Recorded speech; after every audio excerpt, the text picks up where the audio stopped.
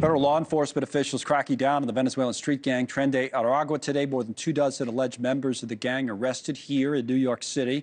They seized a number of weapons during the operation. Those arrested are now facing a slew of federal charges. The charges include murder and sex trafficking, and there were 6 who are now facing racketeering charges. Here with us now is the former NYPD officer, Bill Stanton, security consultant, private investigator. Welcome, Bill.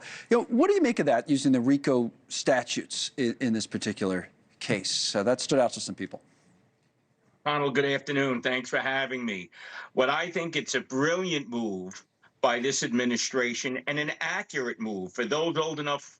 For those of us old enough to remember, it's very reminiscent of the 1980s when the RICO statute was used against organized crime, also known as the Mafia. Well, that was Rudy Giuliani, right, when he was the U.S. attorney in the Southern District, and I think a lot of people back then said it was creative then too, right? Right, and guess what? It minimized the Mafia tremendously. This is an organized crime outfit of a different ilk, mind you, coming across the border illegally. And every border crossing, illegal border crossing, has the potential to enhance their ranks as they're trying to recruit within the country. As we're seeing from the video now, this is unacceptable. Tom Homan and company are going after them hard.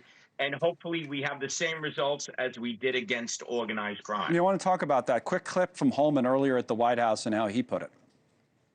But we send a strong message to Tren de Aragua. We're going to keep doing this to every TDA member, MS-13 members removed from the country. That was the first time we used RICO. The underlying offenses were sex trafficking, gun trafficking, drug trafficking, murder for hire. We seized a lot of weapons, and we rescued some victims of sex trafficking. Okay, so to focus again specifically on RICO or racketeering, what's required there to have a charge like that? And do you see it as something that, like we did with the organized crime with the mob, that we'll see more and more with gangs? Well, I'm not a lawyer, so I won't speak to the specifics. But what I will say is when you're part of an organization, when one goes, they all go. And that's what we're seeing here. You don't have to have, if you're part of an organized crime gang, if you will, if one member has the drugs and the guns and they could show a link to the hierarchy going up the chain, then they all go.